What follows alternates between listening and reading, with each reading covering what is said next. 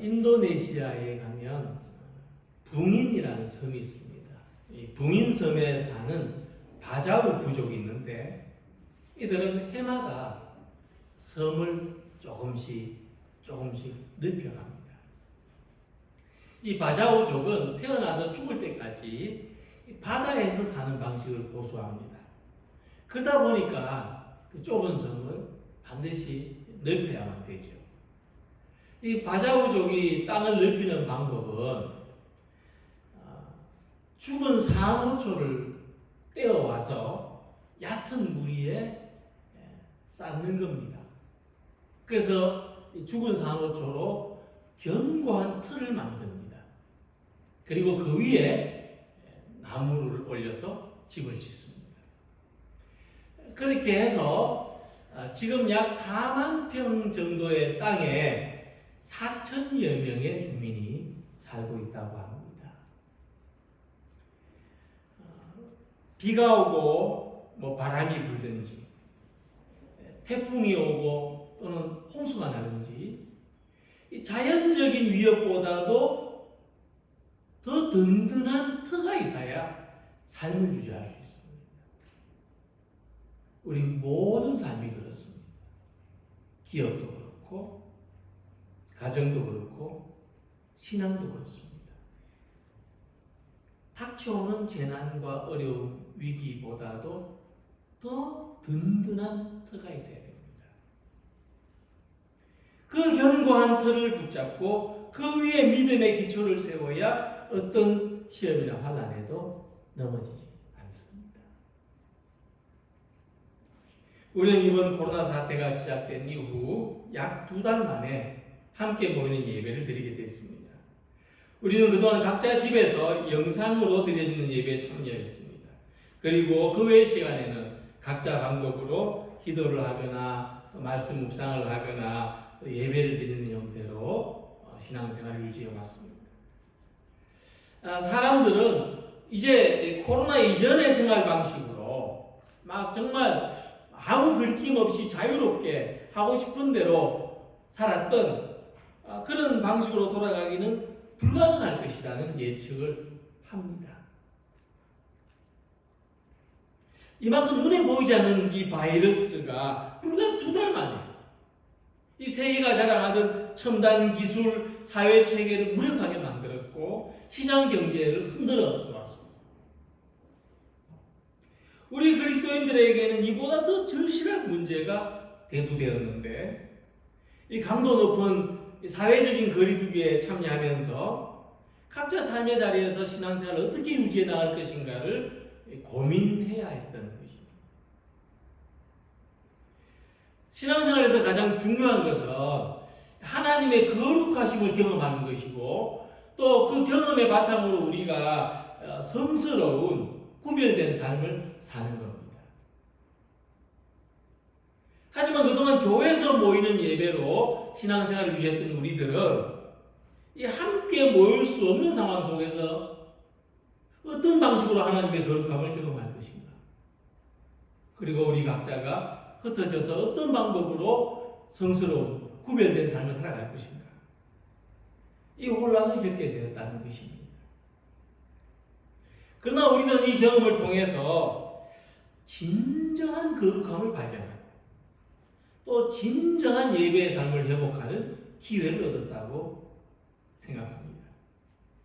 그동안 의심 없이 믿고 의지해왔던 이 신앙생활의 터전이 이 코로나에 흔들리는 유례없는 경험을 했지만 이 위기를 통해서 우리가 하나님 앞에 홀로 서 있는 것, 홀로 예배하는 것이 얼마나 귀한 일인가를 알고 또 거룩한 과정을 다시 붙드는 하나님 앞에 홀로 서 있는 이 거룩함을 다시 붙드는 회복으로 나아갈 수 있게 되었다는 것입니다. 생존하기 위해서 죽은 산호초로 바다를 메우고 그 위에 집을 짓는 한 원주민들 이야기처럼 우리는 이 재난과 위기의 시대에도 믿음의 터전을 조금씩 넓혀나가고 이 믿음의 틀을 견고하게 다지기 위한 노력들을 계속해 나가야 할 것입니다. 오늘의 말씀을 보면은 이 말씀을 기록한 이가 다윗인데 다윗은 매우 어려운 처지에 있었음을 알 수 있습니다. 사방에서 불안이 그를 쫓아오고 시시각각으로 생명의 위협을 느끼고 그런 현실에서 도피하고 싶은 마음이 그를 짓누르며 괴롭혔습니다. 이 다윗이 당면한 시련은 좀 성격상 사회적인 재난과 관련된 문제입니다. 그래서 3절에 다윗은 터가 무너지면 의인이 무엇을 할꼬 이렇게 탄식하고 있습니다. 다시 말해서 이 사회적인 재난을 당해서 터가 무너지고 나니까 할 게 없더라는 겁니다. 할 수 있는 것이 없더라는 것입니다. 다윗은 그가 살고 있던 시대의 사회적인 상황을 터가 무너졌다고 했습니다. 어느 시대나 어느 사회나 그 시대와 그 사회를 지탱하는 아주 중요한 구성 요소는 도덕과 질서라고 할 수 있을 것인데 다윗의 그 시대에 그 사회에 도덕과 질서가 무너졌다는 겁니다.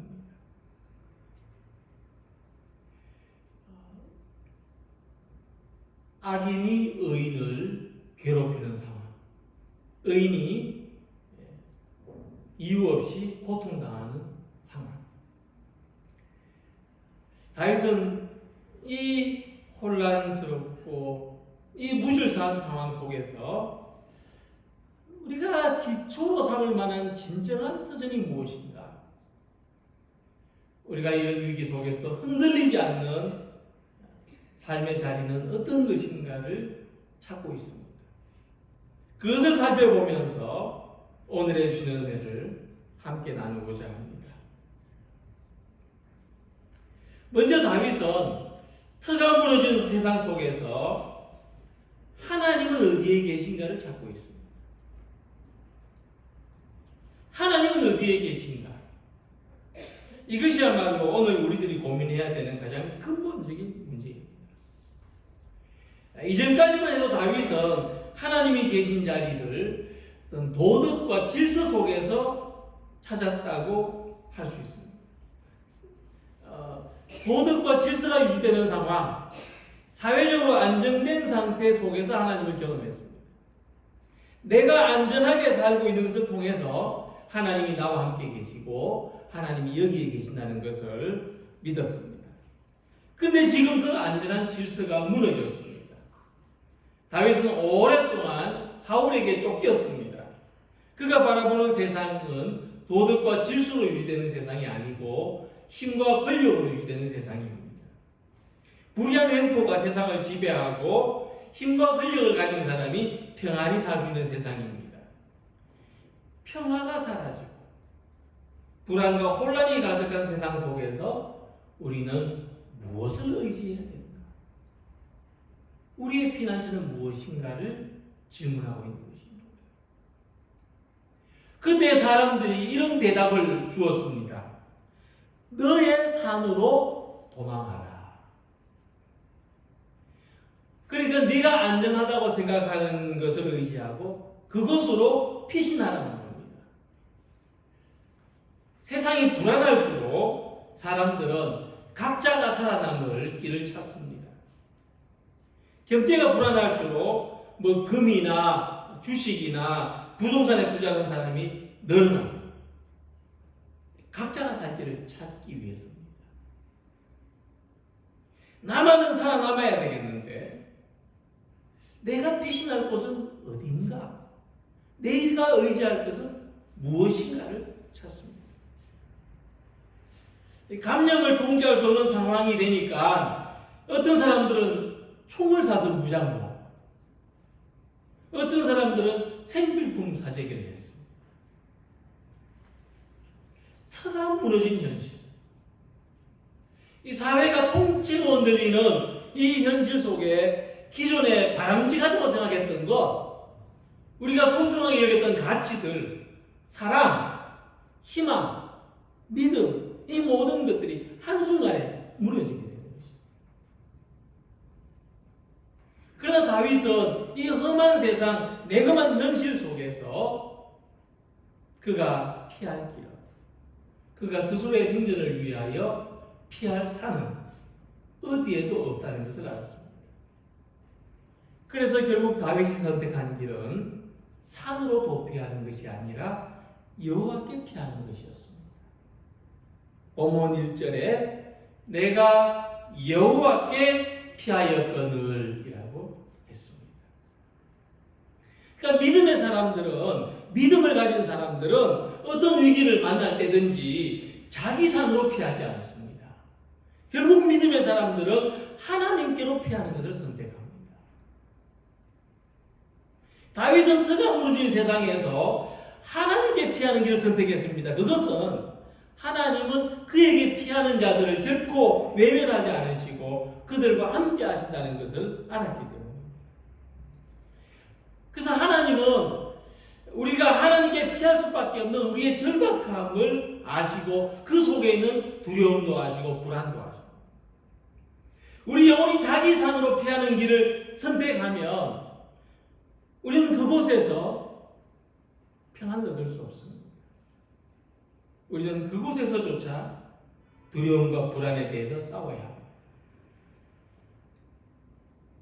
그러나 우리가 하나님께 피하면 그때부터 하나님께서 우리의 불안과 우리의 두려움에 대해서 싸워주십니다.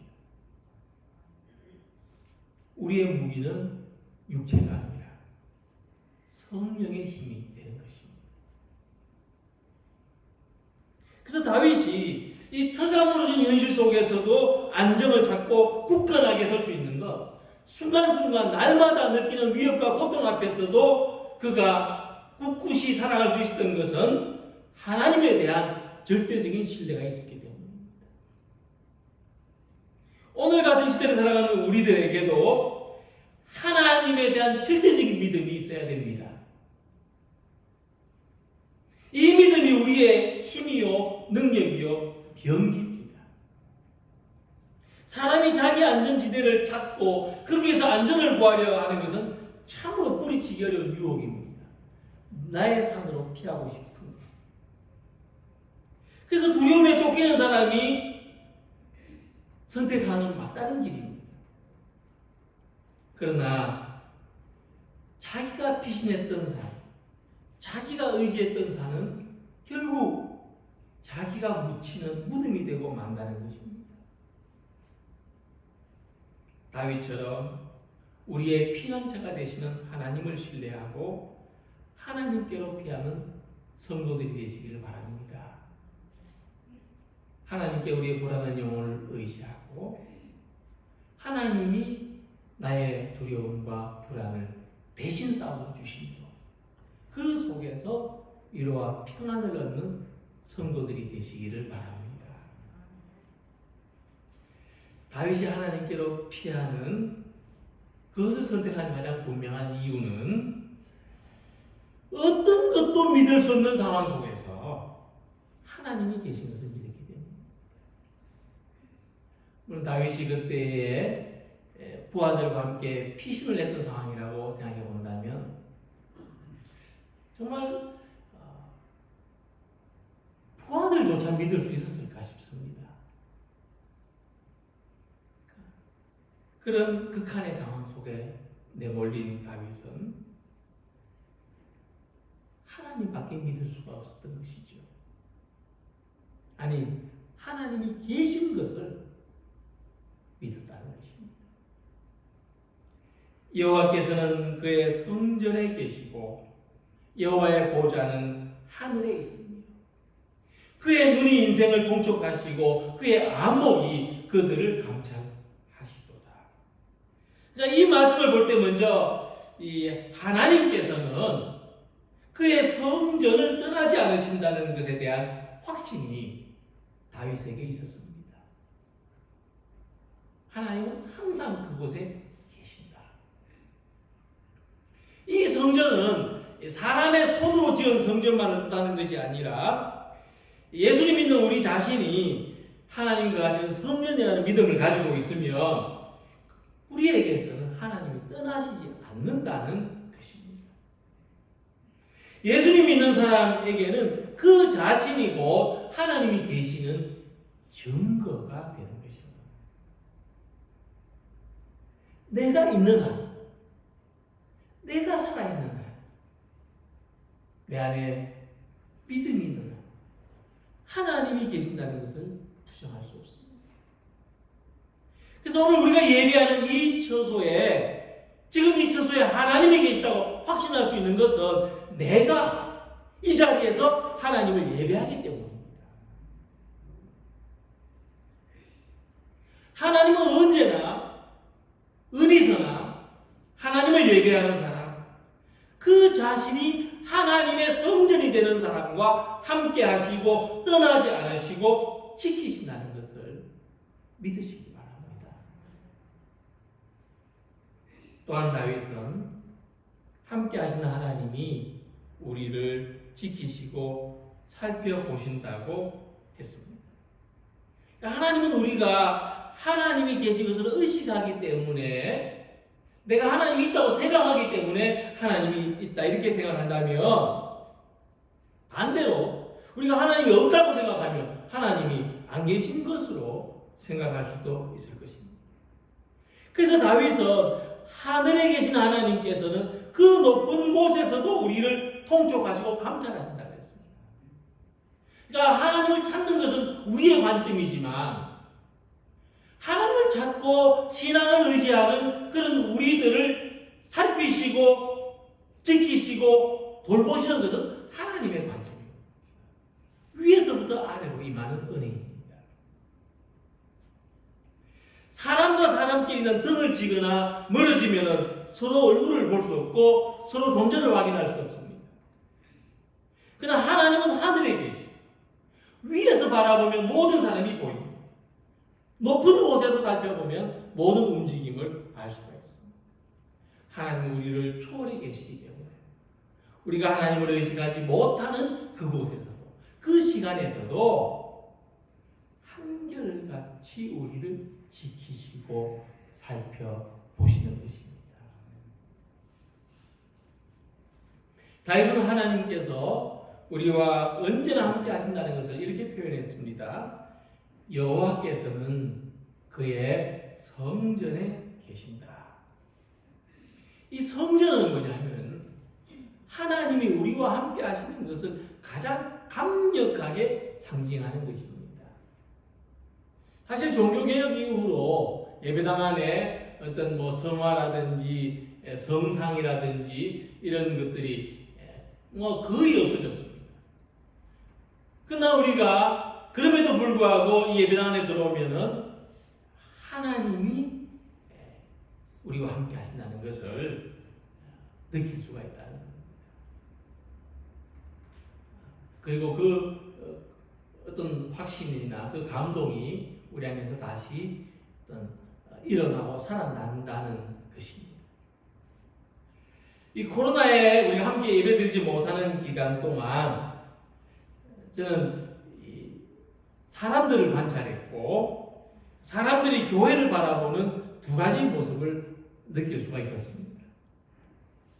이게 주일 오전에 등산을 하거나 외출을 하다가 이 교회 앞을 지나가는 사람들은 오늘 이 교회에서 예배를 드리나 드리지 않나 감시하는 모습으로 교회를 바라보는 것 같았습니다. 한편 또 제가 있으면 가끔 혼자서 교회를 찾아오는 우리 교우들이 있었습니다. 아마 이분들은 하나님이 외롭지 않게 잘 계신가를 살펴보려고 오시는 것 같았습니다. 다시 말해서 제가 좀 장난스럽게 표현했지만은 교회 앞을 지나갈 때 사람들이 있는지 없는지를 살펴보는 시선이 있었는가 하면 하나님이 이곳에 계신가 계시지 않는가를 살펴보는 시선도 있었다고 하는 것입니다. 그러니까 이 성전에 하나님이 계신가 계시지 않는가를 어떤 방법으로 알 수 있을까? 내 속에 하나님이 계실 때는 성전에도 항상 하나님이 계십니다. 그러나 내 속에 하나님이 계시지 않을 때는 성전에도 하나님이 계시지 않는 것처럼 느낄 수밖에 없습니다. 간혹 이 성전에 하나님이 안 계신 것 같다고 하는 사람들은 자기 안에 하나님이 계시지 않음을 이야기하는 것이라 그렇게 말할 수 있을 것입니다. 오늘 성전에 계신 우리 모두, 오늘 예배당 안에 있는 우리 모두는 성전에 계신 하나님을 만나는 우리 모두가 되시기를 소망합니다. 다윗처럼 이 예배 공간 안에 항상 계시는 하나님, 항상 함께 하시는 하나님을 발견하시기를 원합니다. 그 하나님이 저 높은 곳에서 우리를 지켜보시고 우리를 도우시고 우리를 보살피십니다. 언제나 함께 하시는 하나님을 바라보고 하나님을 향한 우리 영혼의 눈이 또 우리 영혼을 향한 하나님의 시선과 마주보며 살아가는 믿음의 사람들이 되시기를 소망합니다. 우리의 피난처가 되시는 하나님, 우리와 함께 하시는 하나님은 또한 우리에게 의로우신 하나님이십니다. 여호와는 의로우사 의로운 일을 좋아하시나니 정직한 자는 그의 얼굴을 배우리로다 라고 7절에 말씀했습니다. 이가 하나님이 의로우시다는 것이 무엇인가 하면 우리가 의로우신 하나님을 믿는다는 것은 하나님이 하시는 모든 일을 전적으로 신뢰하는 겁니다.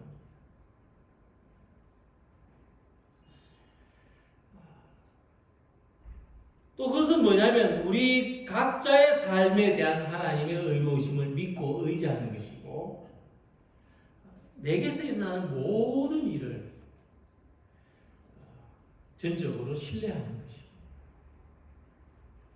간혹 하나님이 내게 의롭지 않으신 것처럼 느낄 때가 있을지라도 우리의 삶의 어느 한순간에 가서는 하나님은 의로우시다. 하나님은 참 공평하시다고 고백하게 되는 것이 우리의 믿음입니다. 또한 우리는 그런 믿음으로 살아가기를 소망합니다.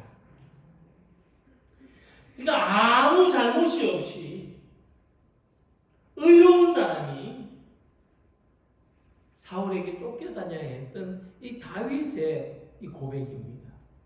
다윗이 이 놀라운 고백을 하고 있다는 것을 주목해야 될 것입니다. 폴 틸리라는 신학자는 우리 현대인들이 불안을 가지는 가장 큰 이유가 삶의 터전이 흔들리기 때문이라고 했습니다. 좀 더 정확하게 말하면 본래 우리 삶의 터전은 흔들리는 것인데 그것을 믿고 의지하기 때문이라는 것입니다. 흔들리지 않은 하나님의 터전 위에 자기 삶을 건축하기보다 흔들리는 세상 위에 자기 삶을 건축하기 때문에 우리는 필연적으로 불안을 느낄 수밖에 없다는 것입니다. 그러니까 우리 삶이 흔들리느냐 안정을 느끼느냐 하는 그것을 또 다르게 이야기하면은 이 백지 위에 점을 한 개 찍어 놓고 뭐가 보이느냐를 물을 때 사람들은 대부분 점이 보인다고 하는 대답을 하는 것 같습니다.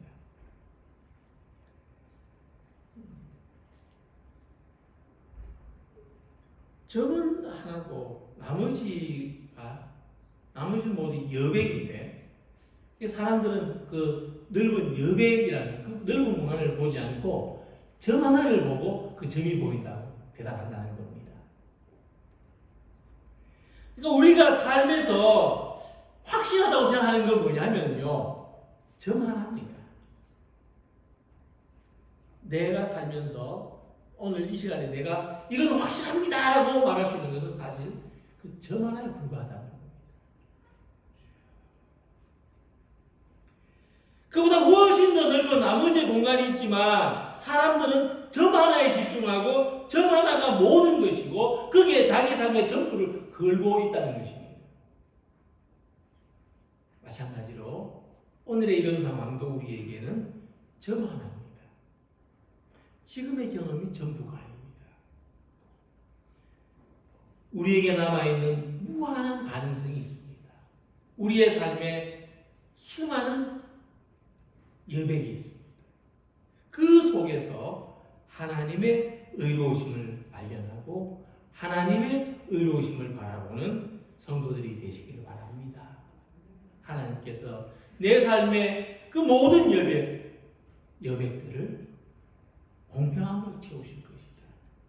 은혜로 채우실 것이다. 넘치는 위로와 평화로 채우실 것을 믿고 소망하고 바라보는 성도들이 되시기를 바랍니다. 하나님을 자기 삶의 터전으로 삼고 그 위에 자기 삶을 건축하는 사람, 하나님의 의로우심을 인생의 철학으로 삼는 사람은 불안을 이겨낼 수 있습니다. 요동하지 않습니다. 다윗은 그 이유를 이렇게 말했습니다. 정직한 자는 그의 얼굴, 하나님의 얼굴을 보게 될 것이기 때문이라. 우리는 오늘 이 예배에서 의로우신 하나님을 바라보기를 원합니다. 하나님의 의로우신 얼굴을 바라보는 성도들이 되기를 원합니다. 이 하나님의 얼굴은 어떤 얼굴입니까? 상상하는 겁니다. 도대체 하나님의 의로우신 얼굴은 어떤 얼굴이실까? 환한 얼굴이 아닐 것입니다. 찡그린 얼굴이 아닐 것입니다. 경직되거나 불안하거나 초조한 얼굴이 아닐 것입니다. 이 의로우신 얼굴은 그 속에 사랑이 있고 그 속에 자비가 있고 그 속에 은혜가 있으며 그 속에 위로가 있습니다.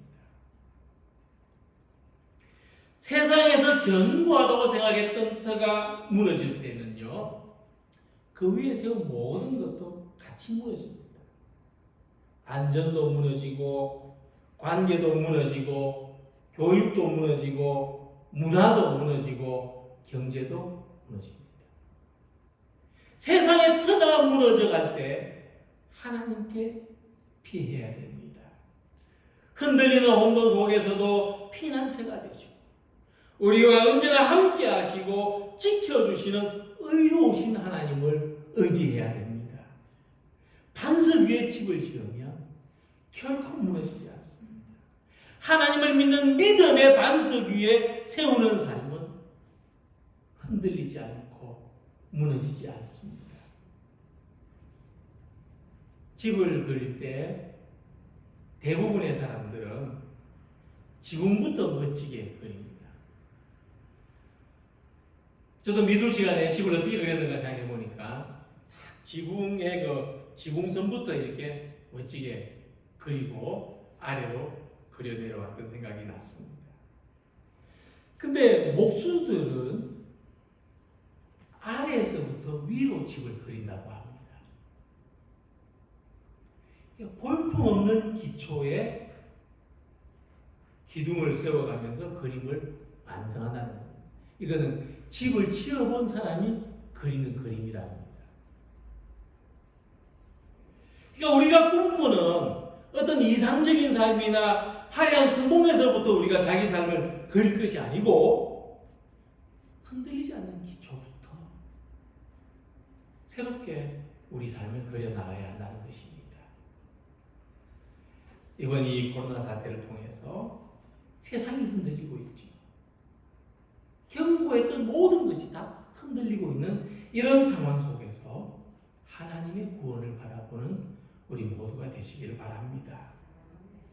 하나님은 우리의 굳건한 반석이시니 그 위에 내가 서리라는 이 찬송이 이 시대를 사는 우리의 고백이 되고 우리에게 새로운 힘과 용기가 되시기를 주님의 이름으로 기원합니다.